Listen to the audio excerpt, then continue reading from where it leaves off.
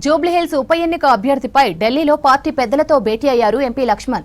Parliamentary board meeting తర్వాత అభ్యర్థిని ప్రకటించనున్నట్లు సమాచారం.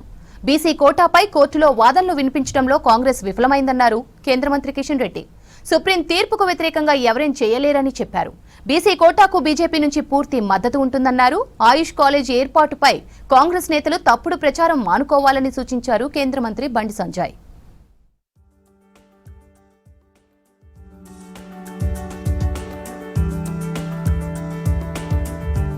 బీసీ రిజర్వేషన్లపై హైకోర్టులో వాదనలు వినిపించడంలో కాంగ్రెస్ సర్కార్ విఫలమైందన్నారు కేంద్ర మంత్రి కిషన్ రెడ్డి.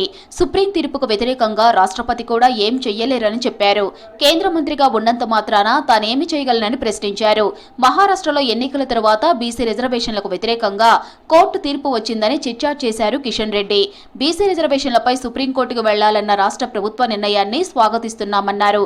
బీసీ కోటాకు బీజేపీ పూర్తి మద్దతు ఇస్తుందన్నారు కిషన్ రెడ్డి. జూబ్లీహిల్స్ ఉప ఎన్నిక అభ్యర్థిపై పార్టీ పెద్దలతో చర్చలు జరుపుతున్నారు రాష్ట్ర బీజేపీ నేతలు. ఇప్పటికే ముగ్గురి పేర్లను హైకమాండ్కు పంపారు. పార్టీ పార్లమెంటరీ భేటీలో బీహార్ ఎన్నికల అభ్యర్థులతో పాటు జూబ్లీహిల్స్ అభ్యర్థిని ఫైనల్ చేస్తారని సమాచారం. ఈ మీటింగ్కు ఎంపీ లక్ష్మణ్ హాజరయ్యారు. అభ్యర్థి విషయంపై శనివారం ఢిల్లీలో పార్టీ పెద్దలతో మాట్లాడారు బీజేపీ రాష్ట్ర అధ్యక్షులు రామచంద్రరావు. పార్లమెంటరీ బోర్డు మీటింగ్ తర్వాతే ఉప ఎన్నిక అభ్యర్థిని ప్రకటించనున్నట్టు తెలుస్తోంది.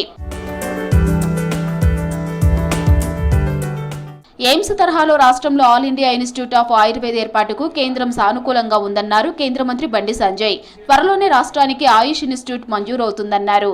ఈ విషయాన్ని రాష్ట్ర వైద్య ఆరోగ్య శాఖ మంత్రికి కూడా తెలియజేశామన్నారు. ఇందుకు సంబంధించి కేంద్ర ఆయుష్ మంత్రికి రాష్ట్ర మంత్రికి రాసిన లేఖను విడుదల చేశారు బండి. ఆయుష్ కాలేజ్ ఏర్పాటుకు కేంద్రం వెనుకంజ వేస్తోందంటూ తప్పుడు ప్రచారం చేయడం కరెక్ట్ కాదన్నారు. తప్పుడు ప్రచారం వల్ల రాష్ట్రానికే నష్టమన్నారు సంజయ్. బీజేపీపై మాజీ మంత్రి కేటీఆర్ విమర్శలకు కౌంటర్ ఇచ్చారు బీజేఎల్పీ నేత ఏలేటి మహేశ్వర్ రెడ్డి. బీజేపీ పూజకు పనికిరాని పువ్వును కేటీఆర్ అంటున్నారని, కానీ ప్రజలకు పనికిరాని పార్టీ బీఆర్ఎస్ అనే విషయం కేటీఆర్ తెలుసుకోవాలని కౌంటర్ సెటర్ వేశారు.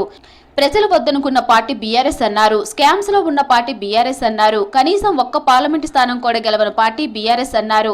అలాంటి బీఆర్ఎస్ నేతలు బీజేపీపై విమర్శలు చేయడం హాస్యాస్పదంగా ఉందన్నారు ఏలేటి. భారతీయ జనతా పార్టీ రేపు ఖచ్చితంగా తెలంగాణ రాష్ట్రంలో కాషాయ జెండా ఎగిరేస్తాం.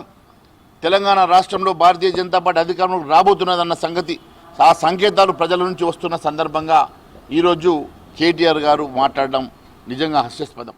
కరీంనగర్లో రాష్ట్రీయ స్వయం సేవక్ సంఘ్ శత జయంతి ఉత్సవాలు ఘనంగా జరిగాయి. ఉత్సవాల్లో భాగంగా ఆర్ఎస్ఎస్ నిర్వహించిన భారీ కవాతు ప్రదర్శనకు కేంద్ర మంత్రి బండి సంజయ్ హాజరయ్యారు. కొడుకు బండి సాయి సుముఖ్తో కలిసి ఆర్ఎస్ఎస్ ట్రస్టులో కవాతులో పాల్గొన్నారు సంజయ్.